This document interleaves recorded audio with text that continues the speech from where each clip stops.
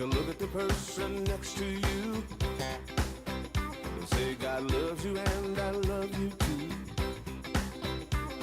Now feel the love in the sanctuary. Lift your voice and repeat after me. We come together, we come together, we come together, we come together, we come together, we come together. In the name of love, we come together, we come together, we come together, we come together, we come together, we come together. In the name of love.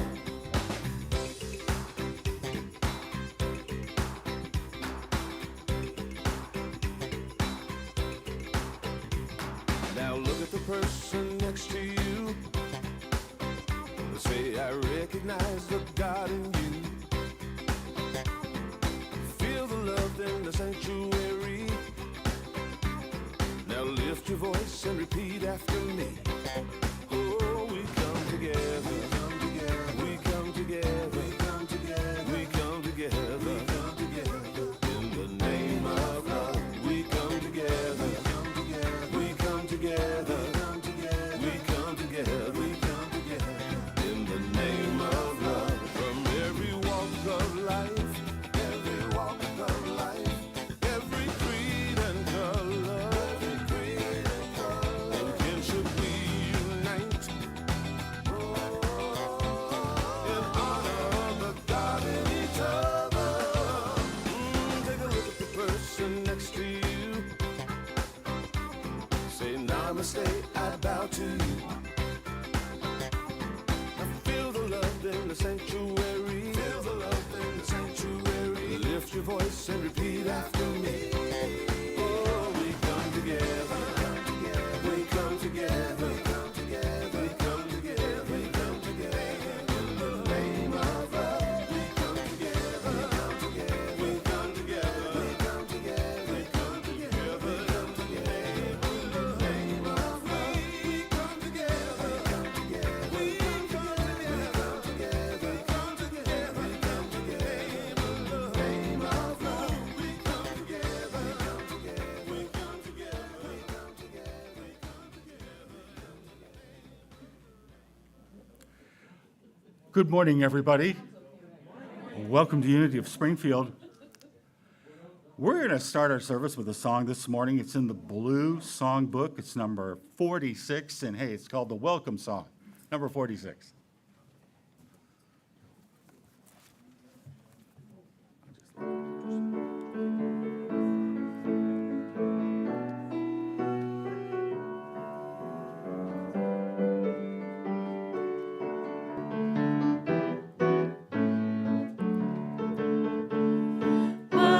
Welcome, welcome, I'm glad you're here with me.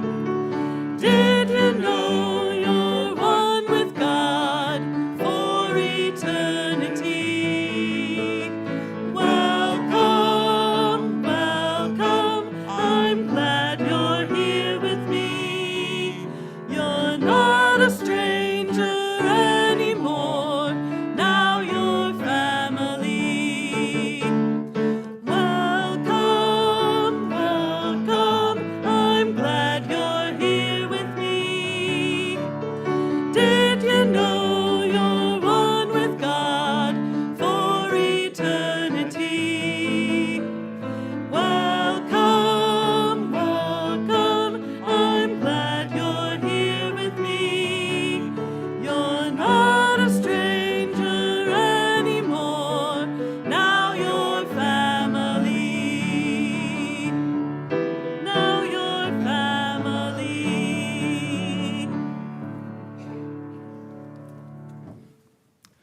Thank you, Kay and Alyssa.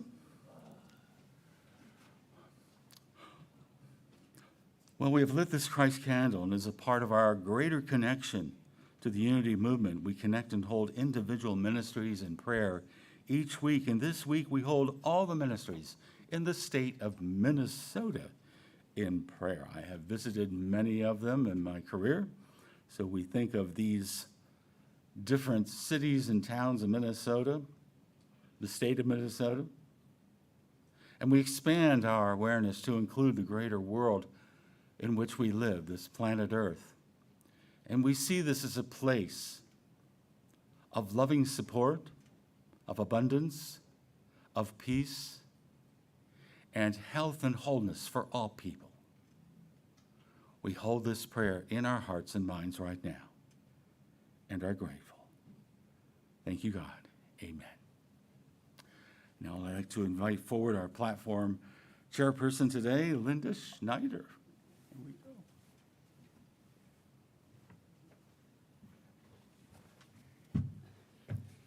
Good morning.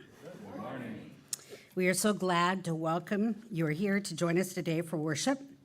We extend a special welcome to those of you visiting today for the first time.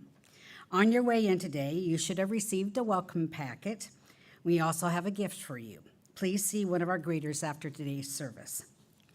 Unity is a worldwide spiritual movement. We are an inclusive community, and we welcome all people. Well, today is birthday Sunday for the month of January. If you have a birthday in January, we ask you to stand so we can sing to you. I know Becky, but I don't see Becky yet, and I'm representing Don Schneider.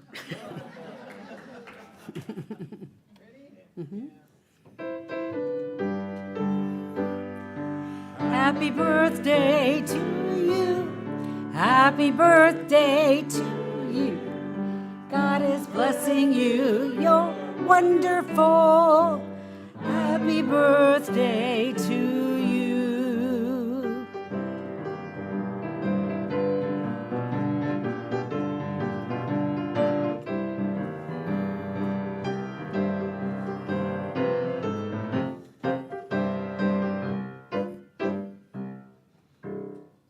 Thank you, Gay. All right. Well, we hope you join us after the service today in Margaret Kane Hall, which is right behind us here, for our monthly fellowship potluck and birthday celebration. Reiki treatments will be offered after the potluck in the chat room. Use the sign-up sheet located in the foyer or ask any one of our Reiki practitioners wearing an orange lanyard to receive a free 12 to 15-minute treatment. Enjoy fellowship in Margaret Kane Hall until you are called by one of the practitioners after the potluck. The 9 a.m. Spiritually Speaking class on Sundays is currently studying The Dynamic Laws of Prosperity by Catherine Ponder. Everyone is welcome to attend. Books are available from our bookstore. And Tuesdays at 11 a.m., Peggy Tell will host our Unity Prayer Service in Zoom.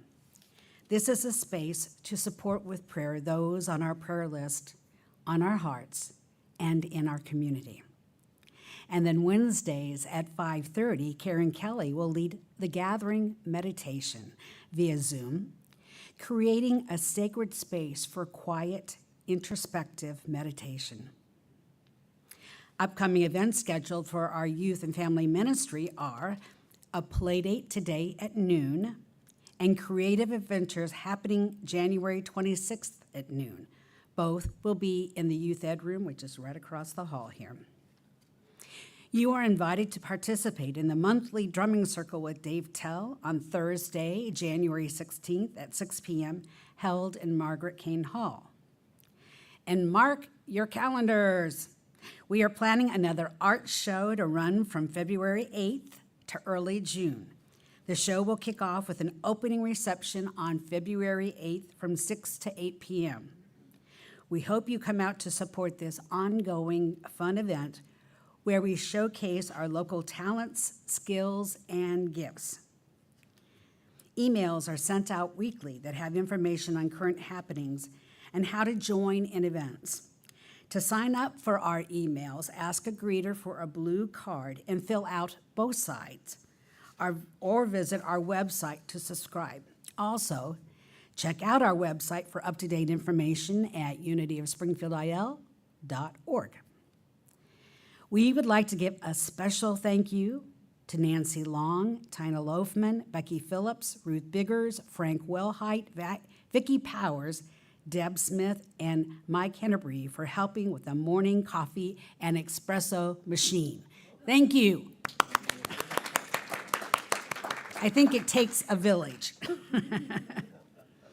Well, creating our lives and our world through the thoughts and beliefs we hold in mind is a spiritual principle we practice at Unity of Springfield.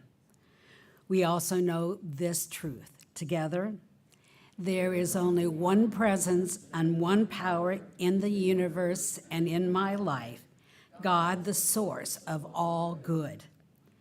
And our vision statement together, a world powerfully transformed through the growing movement of shared spiritual awakening. And our mission statement together, we recognize God is love, individualized in all people. Therefore, we provide a positive environment for spiritual growth that empowers all to be God's love in the world.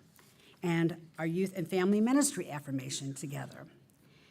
Our youth and family ministry empowers the next generation with loving kindness and acceptance, creating a safe, sacred space for children, teens, and young adults to explore, discover, and experience spirituality. And now our friend Mary Disler will read today's daily word.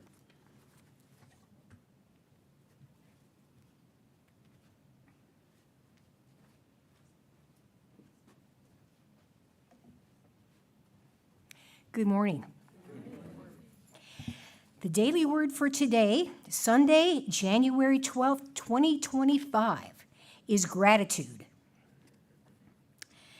The affirmation, practicing gratitude leads me to the best life has to offer. Finding the good in situations, even undesirable ones, and feeling grateful is a spiritual superpower.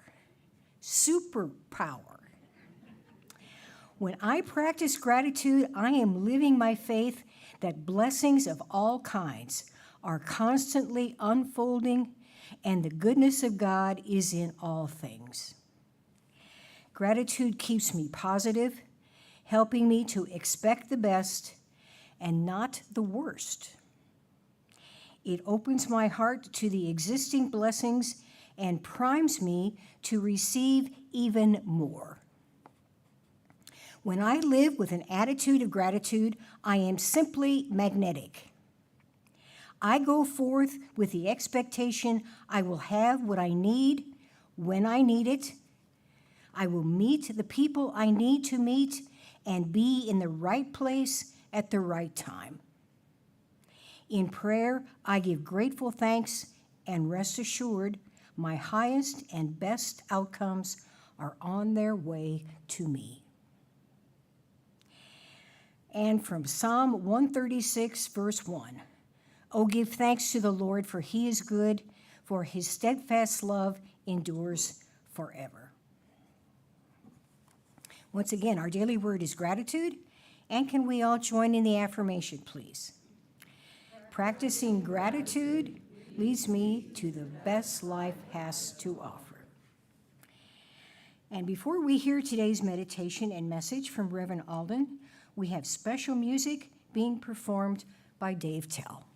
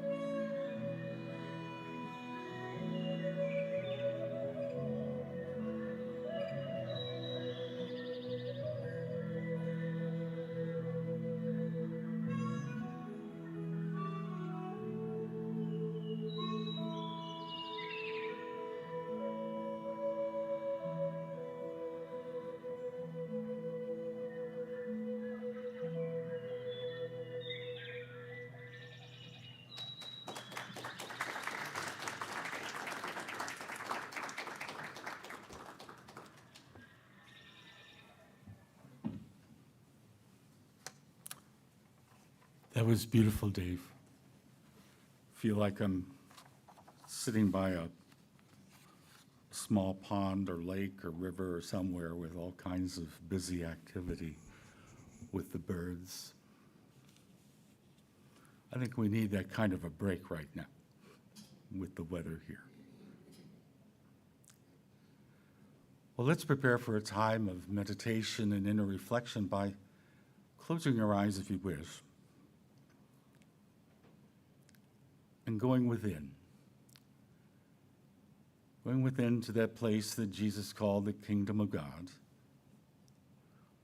Going within to that wellspring of energy and light and good that is ever shining within us, nurturing us, guiding us, and blessing us. And so by closing our eyes, we are saying to the universe, to ourselves, that this is my time for prayer. This is my time for feeling calm, peaceful, and centered in my true self. And so to help us do that, let us become aware of the flow of our breathing and conscious of our breathing and relaxing our breathing so that we breathe in easily and exhale our breath. And with each repetition of our breath, we feel ourselves relaxing and letting go of all of the concerns and worries of our lives, setting them aside for the next few minutes. We can go back to them later, but for now, we are here in this moment and here in this place beyond just the world around us, the physical world. But in that inner space, that state of consciousness, where we feel and sense the flow of God's Spirit, and we sense it as the power of love. It is love that transforms us. It is love that helps us turn a difficult situation around.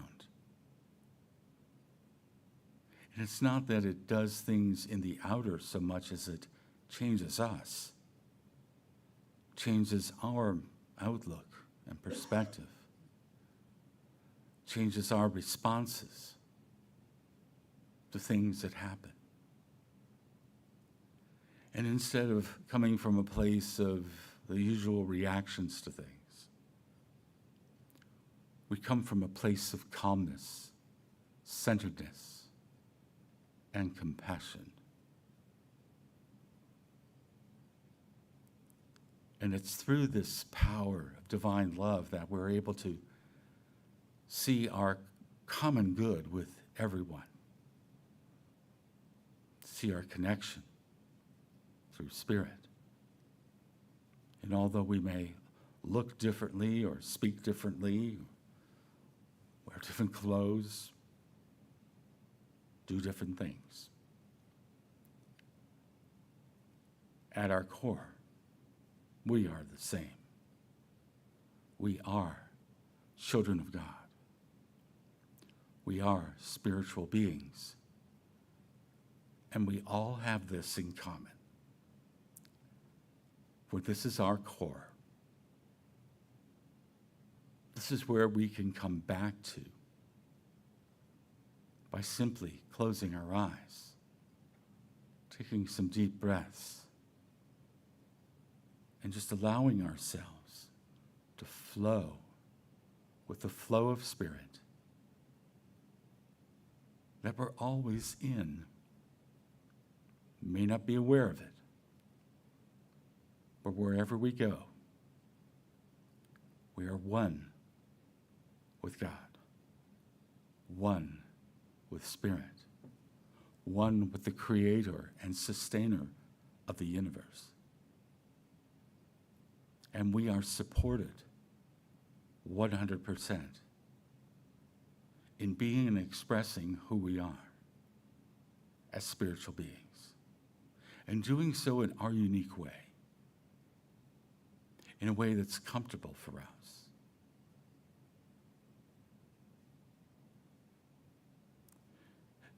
And so for the next couple of minutes, let us sit in the quiet, calm, and peace of this place here or wherever you're experiencing this meditation right now. And simply allow the flow of Spirit, the flow of love to fill your heart for a moment in the silence.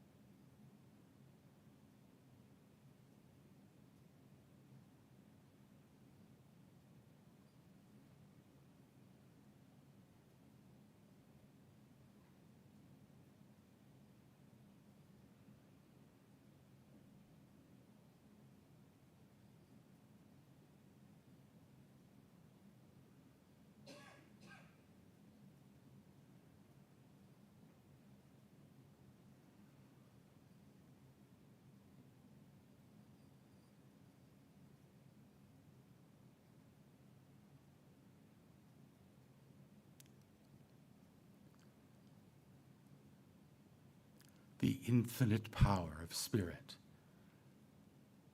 is flowing through each one of us right now. And we are always one with Spirit, one with God. And we carry this awareness with us into the rest of this day, knowing that wherever we are, God is there, and God is within us. And things are working out for the greater good of everyone. And so we give thanks for this opportunity we've had right now to sit in the silence and to feel our oneness with Spirit. And we give thanks in the name and through the power of the living Christ's presence within us all. And so it is. Amen.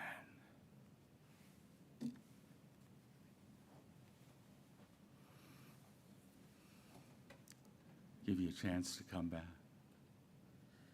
I'd like to thank everybody who helps make this service possible, especially our music staff. They're all right over here. To Gay, to Alyssa, and to Dave, thank you for bringing your musical gifts to us today. And to thank our platform people, Linda and Mary. Thank you very much. To Chris and Danny back in our tech booth today. To Bill and Sandy, I think it's Bill today, is one of our greeters. Thank you. And to Chris Farishon, who I've never met in person, but is our administrator, who works remotely, lives in Cincinnati. Thank you, Chris, for helping put a lot of these slides together, and the emails and everything else that you see of that nature. And we welcome everybody who's watching us right now on YouTube and Facebook. Welcome to the service. Before I get into my talk, I want to talk a bit about the service last week, not too long, but to simply mention that for those of you, and I know we have some new people here today, we didn't hold in-person services last week. We had to go virtual because of the winter storm warning. And so we put put it all out on our YouTube and Facebook channel and page. And we were going to be doing the white stone ceremony, which is something we do at the beginning of the year, where we have these little stones, but it's really hard to do that through the internet. So I asked people during that to use a piece of paper, or if they had their stone from last year, if they came to that service, to maybe write on the back side. But I just want to mention right now, if you want to take a stone with you, this is where they are, right there back by the entrance of the sanctuary, and you can maybe transfer your inspirational idea onto that stone, and you can take that with you. I'd also like to talk about what's happening in Southern California. I was a minister in the Los Angeles area back in the 80s and 90s. I saw many fires there that burned neighborhoods, but not like this. And the area where my church was a very fire-prone area. It's called the Crescenta Valley. It sits up high against the San Gabriel Mountains and not far from what they call the Eaton Fire in Altadena. You can see Altadena from up there over toward Pasadena, very close by. And like everybody, just shocked about what's going on there, particularly, of course, in Pacific Palisades. Beautiful area. I've been through there a lot of times when I lived there. And I noticed that a well-known actor, Jamie Lee Curtis, put this on Instagram. She is giving $1 million to help with the effort to help people get to whatever they need right now. And just think about how many thousands of people don't have a home, don't have anything, don't have clothes, don't have food, where they're going to live, you know. And one of the joys I have is different times of the month is I can designate parts of our tithe to go to things. And December was a good month.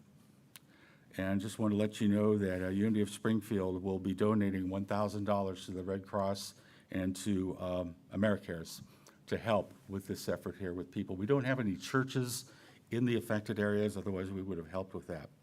But I wanted to make you aware that this is what we're doing. So, now to my talk today. The idea for this talk was birthed during a staff meeting with Chris Farashon.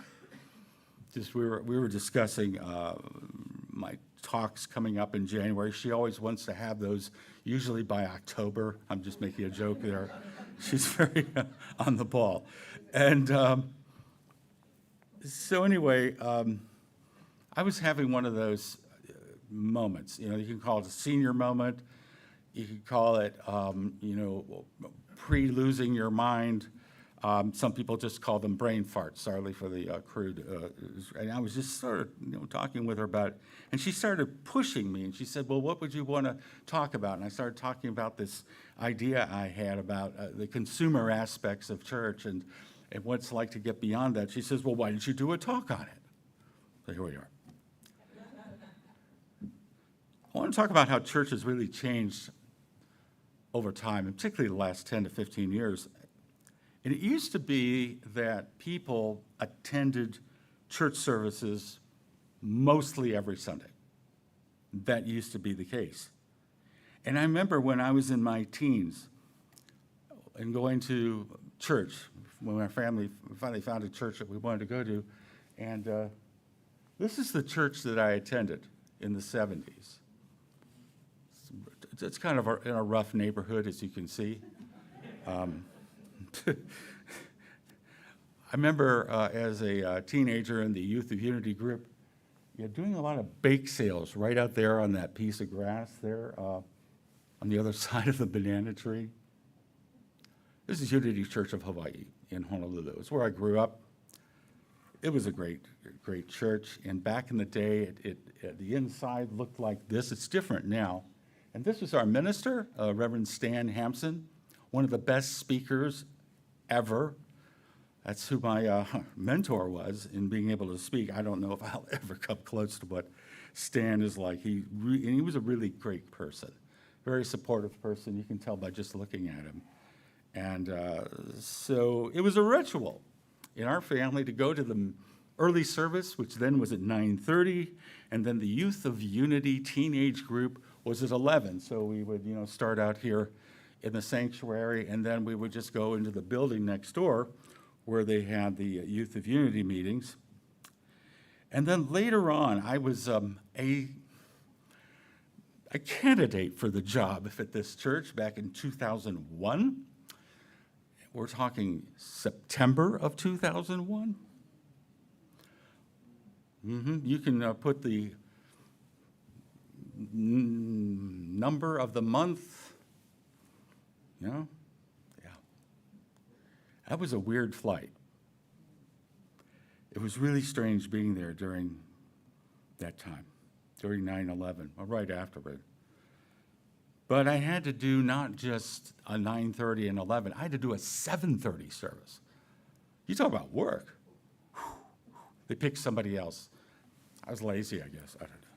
But it was a real thrill to go back and speak at the church that I grew up in. And then after the fellowship hour, just like we have here, of course today we're having a potluck, but generally we have the coffee and the donuts and things like that. Well, this church did too. And so what we would do, oh, by the way, this is the youth group. I just want to mention the youth group I was in. I'm actually in this photo. Can you tell? Yeah, the blue shirt.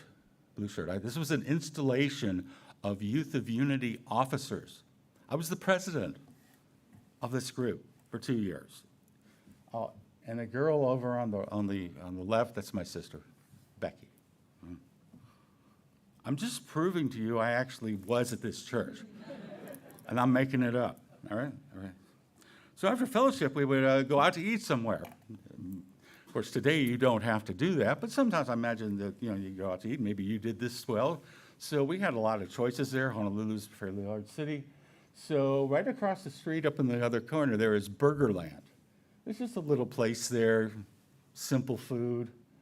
And then the middle shot there, my father loved going to the YMCA cafeteria. I don't know what it was. Maybe it reminded him of his early days somewhere.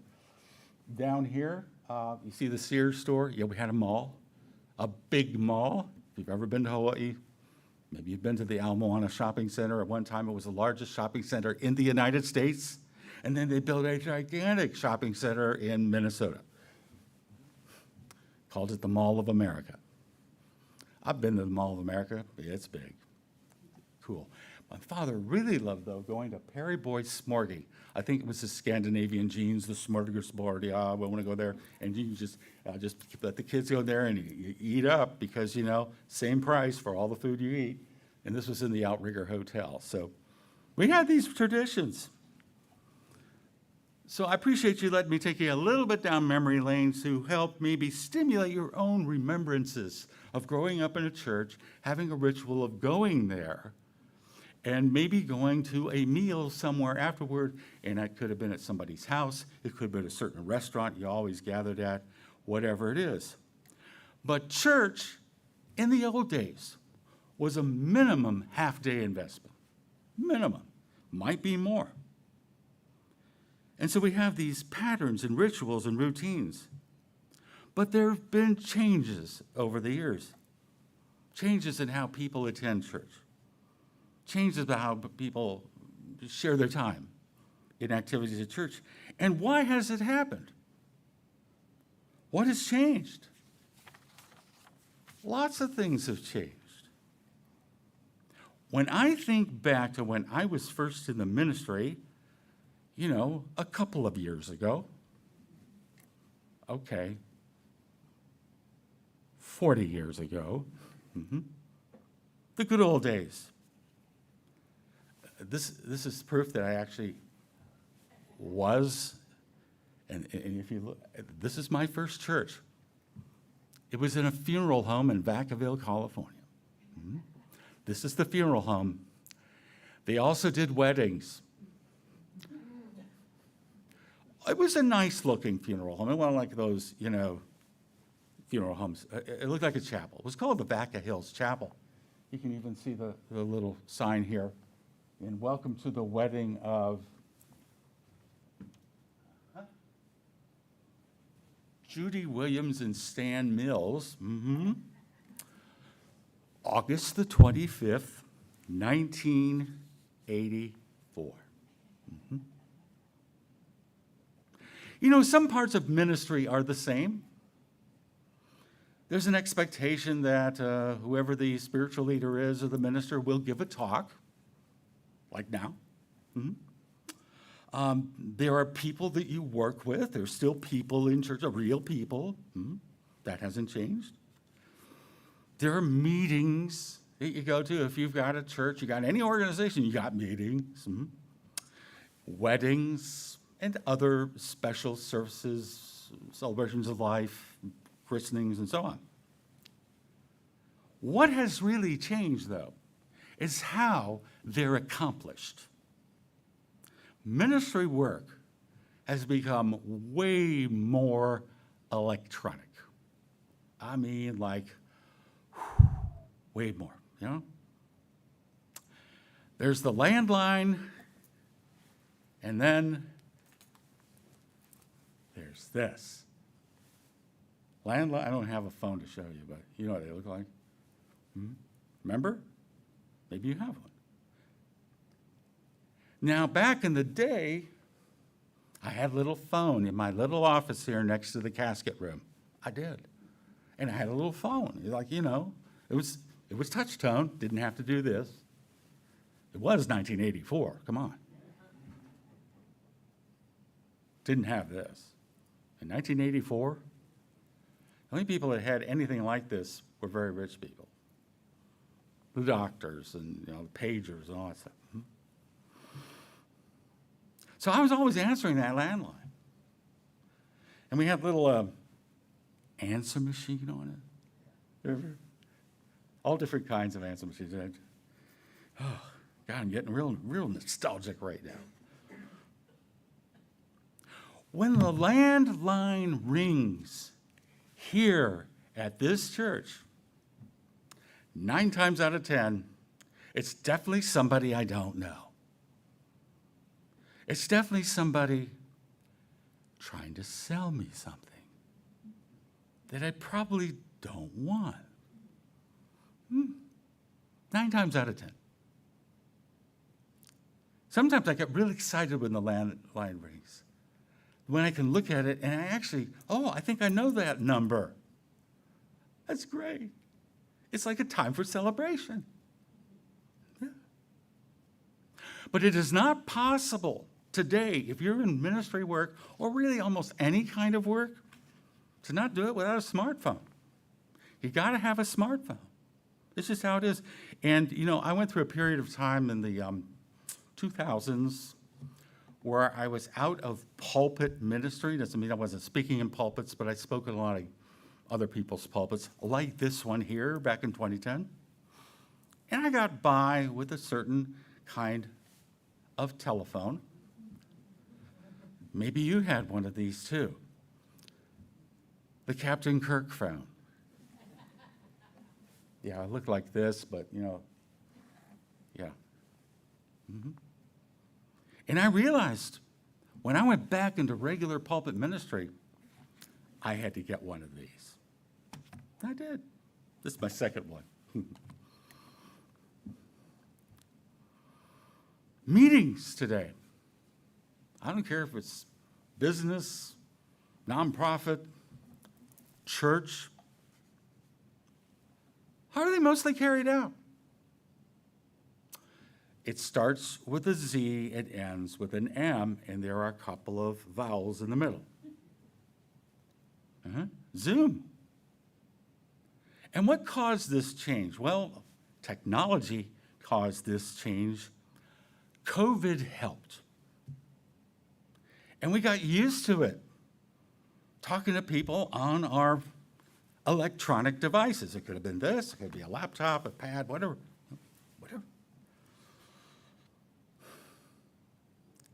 There's a meeting next month in Unity Village, our headquarters. It's called the annual summit. They used to be called winter meetings. Before that, they were called January meetings, but now they hold them in February, so it's like hard to call it the January meetings in February. And it used to be you had to meet in person. I don't know how many times I drove from the Cincinnati area, where I lived for 23 years, to Kansas City, and you know what state I had to drive through to get there. I knew when I got to Effingham, I was on my way to Missouri. Yeah.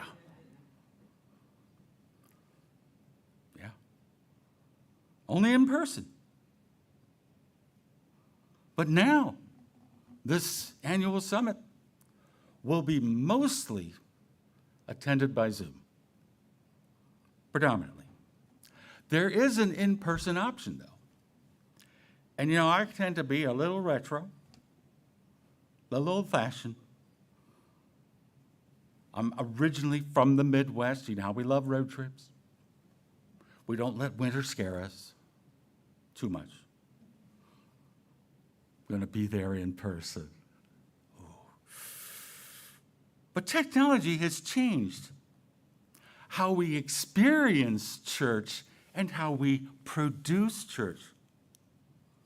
Because, well, you can actually attend this church, as some are right now, I'm looking at our camera, sitting at home, wearing anything you want, drinking coffee. Yeah, we don't allow coffee in here. You don't have to go in the shower and dress up and drive through winter to come to church, do we? We proved that last Sunday, didn't we? It was really weird for me to sit there on my couch at home exactly 1 week ago and watch myself do a church service. I even got my phone out and took a little video of that and turned it around to myself and I said, "Who is that guy?" And then put it back up there. It's for my friends to see, you know what I do. You got really rough, don't you?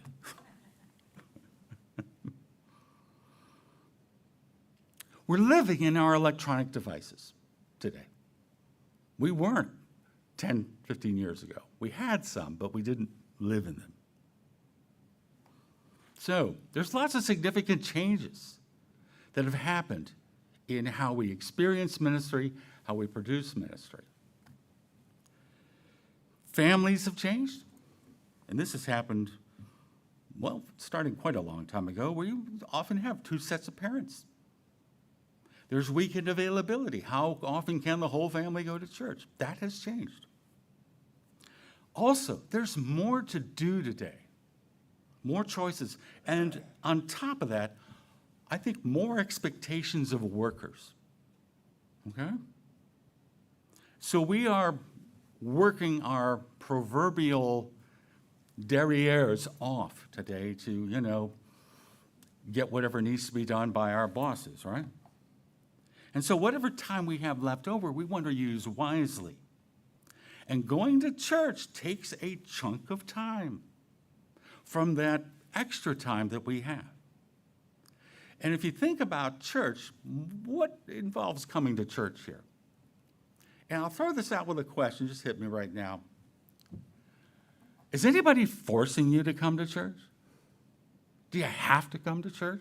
I'm not talking about me, it's my job. I have a contract. Okay. You see, coming to a church service is a voluntary act. Mm-hmm. Nobody's making us do it. Unless you're a preacher's kid, you can ask the person back there running the video. Mm-hmm. And so with the leftover time we have available in our very busy lives, with all the stuff we have to do and all the demands at work and all the options and events, the demands on our time are really high. So coming to church, we have to really want to be there. It has to be important to us. It has to be something that we really look forward to coming to. And society has really changed a lot. We view the world today, 2025, as consumers. When you really need something, you know, and especially if you're maybe of a particular age, but it doesn't really matter.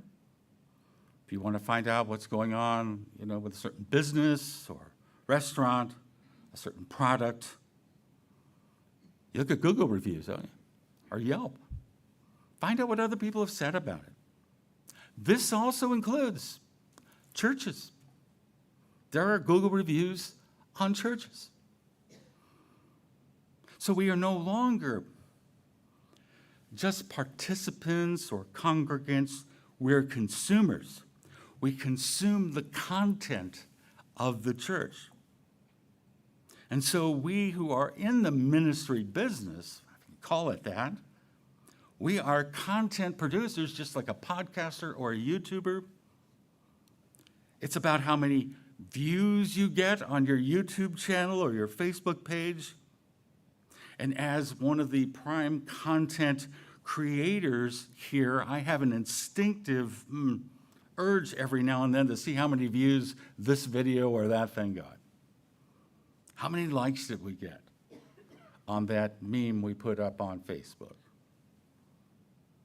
And so we're here today in 2025. This is where we are, if you wonder where you were. Our church, Unity of Springfield. It is not exactly what it was 10, 20, 30, 75, 100. This church has been around 100 years. And one of the things that we have noticed in the changes that have happened in society is that our attendance here is not as great as maybe it was 20 years ago.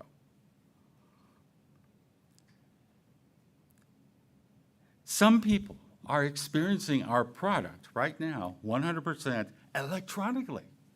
Just remember, you don't have to put on your clothes, get dressed up, take a shower too if you want to have the right scent. And drive, or get here somehow on a bus or whatever. We do a lot of what we do electronically that wasn't done before. And I don't just mean this church, I mean all churches. The Sunday service, the prayer meetings, the meditation meetings, the classes. You heard the announcements. How many of them are on Zoom or some other platform? A whole bunch. And yet still some people come in person. What's up with that, guys? And sometimes nearly every Sunday. I do see some folks here almost every time. These are mostly people who've been coming here for a long time. So when you consider coming here to attend, maybe you moved here from another city or you're used to going to your church there and you come here with a similar pattern of attendance. It's generally for most people kind of a consumer approach. Reviews, the website, I'll check out their YouTube page. And so the decision to come in person is to see if it's a good fit or not. To see, how do I feel comfortable here? Do I maybe already know people here? I see, oh, I know you and you. Or you see other people like yourself. Now my talk is entitled, From Consumer to Ambassador. And this slide depicts what I really am trying to talk about today. We are all consumers and will remain consumers of our church through our attendance, through our watching the services, coming to services, going to events. We are consuming. That's not going to change. But then in time, many folks decide to take maybe a less casual approach and are interested in making a greater commitment and maybe inquire as to, well, when's your next membership class? By the way, it's going to be in March. We'll let you know exactly when. And so maybe you become a member, you go through a ceremony, you now have a vote in the big meetings that we have once a year. You can be eligible to serve on a board. Maybe you get involved in working on one of the ministry teams and committees we have in the church. And you evolve from being just a general member to then being what I call a stakeholder. Like you start thinking about this as this is my place, this is my church, it's our church. And we begin to more deeply embrace this place. The people here are our spiritual family. We feel a certain energy here that we connect with. And so it becomes our spiritual home. We have, of course, our homes where we live, but this is our spiritual home, and we become stakeholders. The question I want to throw out today is, what about ambassador? See, there's a subtle difference between being a stakeholder and an ambassador. We can be a stakeholder, fully committed to this church. We enjoy it. We're involved. But when we become an ambassador, there's one extra thing we do. You know what that is? Anybody? We actually invite other people to come here. You see, we often rely on the law of attraction to bring new people here. You know, it's the third principle of unity. We are co-creators with God, creating reality through the thoughts held in mind. So we're open to it. We love to have people come here. We hold that vision. We're friendly. We're welcoming. We inwardly envision people joining us here, being attracted to this ministry because of many things. But when we decide to become ambassadors, we're very active in helping making this happen. We become a part of this principle working through us, of the attraction process, by simply saying to somebody, could be a friend, somebody we meet, someone who's talking about maybe looking for a ministry to go to, would you consider coming to my church just once? Try it out for size. And you can say to people, once you say that, you can, well, why should I come to your church? Well, once a month we have a potluck. It's usually pretty good food. It's a place where you can come as you are. All you have to do is look around at those who come here, and they are dressed how they are comfortable feeling dressed. Our minister still thinks that he's in Florida. Well, whatever. You heard of Reiki? You like Reiki? We have it every Sunday. Sign up for a session. We have this Nespresso machine. Oh. We're 2 blocks from Mellow Cream Donuts. We are an open and affirming community, friendly to all people, to LGBTQ. Everybody. Doesn't matter. Everybody's a child of God here. Doesn't matter. Or you might say, this is the place where I got the help I needed to get mentally and emotionally healthy. And then the minister attempts to play music. He's okay. He tries hard, I guess. So how do we become an ambassador? When I was a minister in Cincinnati, we had a member of the church who actually grew up in that church. His name was Dave Jordan. He was bigger than life. He was about 6'5", and he ate just about everything he saw. I felt tiny next to Dave Jordan. But Dave Jordan was one of the biggest ambassadors for that church because he would invite anybody and everybody to come there, because he became and decided to become the connection for somebody. He decided to live this principle out, and he did. He was a marvelous person. In the book of Matthew, we read, Jesus said to his disciples, "The harvest is great, but the workers are few. So pray to the Lord who is in charge of the harvest and ask him to send more workers into the fields."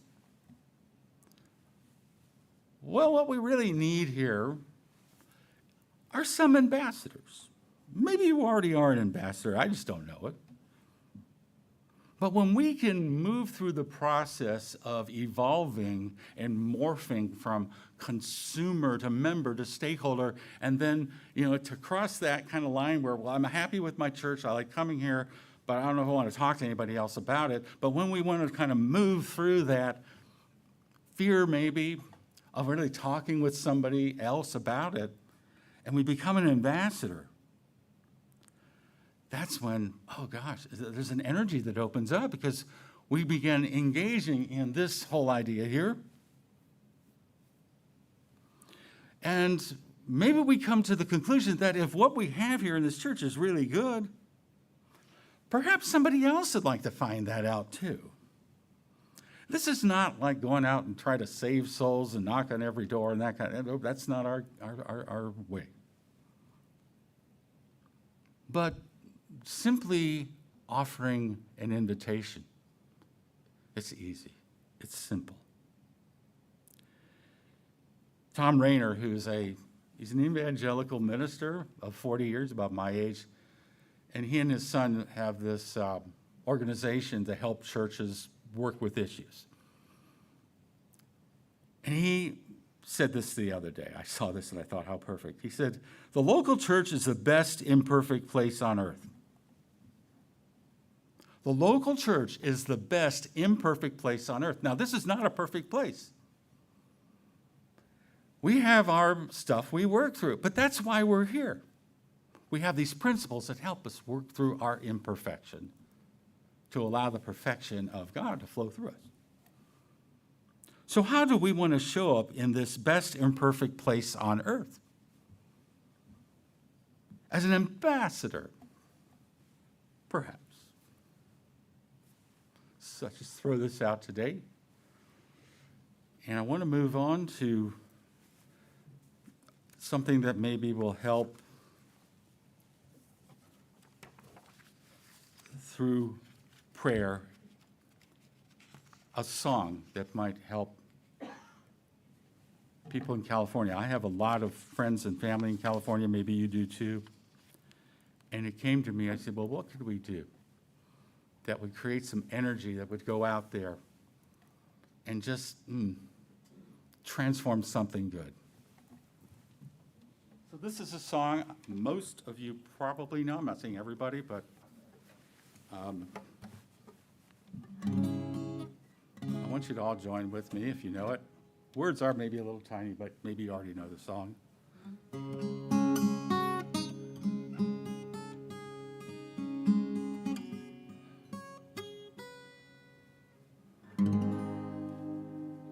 All the leaves are brown and the sky is gray. I've been for a walk on a winter's day. I'd be safe and warm if I was in LA. Hey, California dreaming on such a winter's day. Stopped into a church I passed along the way. Well, I got down on my knees and attend to pray. You know the preacher like the cold, he knows I'm gonna say, hey, California dreaming on such a winter's day. All the leaves are brown and the sky is gray. I've been for a walk on a winter's day. If I didn't tell her I could leave today. California dreaming on such a winter's day. California dreaming on such a winter's day. California dreaming on such a winter's day.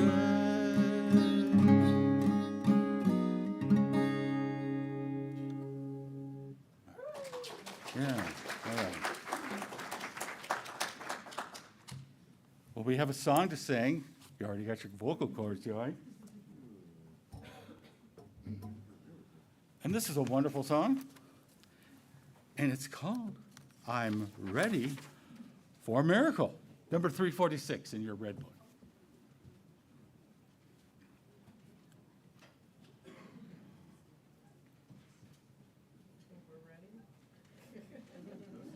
We are ready.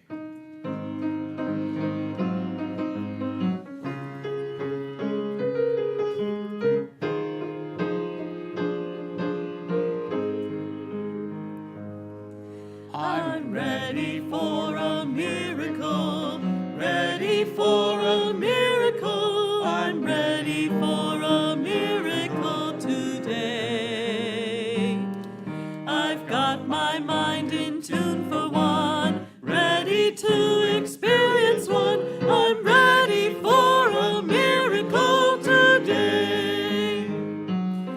My mind is open, ready to receive it.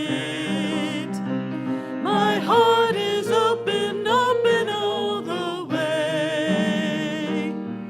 I do accept a miracle, do accept a miracle. I do accept a miracle today. I do receive a miracle, do receive a miracle. I do receive a miracle today. I'm ready for a miracle, ready for a miracle. I'm ready for a miracle today. I've got my mind in tune for one, ready to experience one. I'm ready for a miracle today.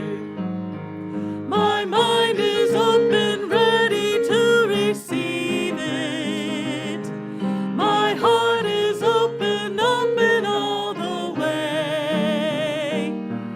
I do accept a miracle, do accept a miracle. I do accept a miracle today. I do receive a miracle, do receive a miracle. I do receive a miracle today. Thank you, Gay and Alyssa. Our ministry is supported by your loving gifts. And so if you have something to share today, a tithe, a love offering, whatever it is, you can place that in the bowl here or in the back there. If you'd like to donate electronically, you can go to our website, unityofspringfieldil.org. Click on the donate link. You can also text to give at 217-335-4121 or mail your check to 417 East Cordelia Street, Springfield, Illinois, and that is in 62703 zip code. And now let us bless this offering that is being received with these words of love together.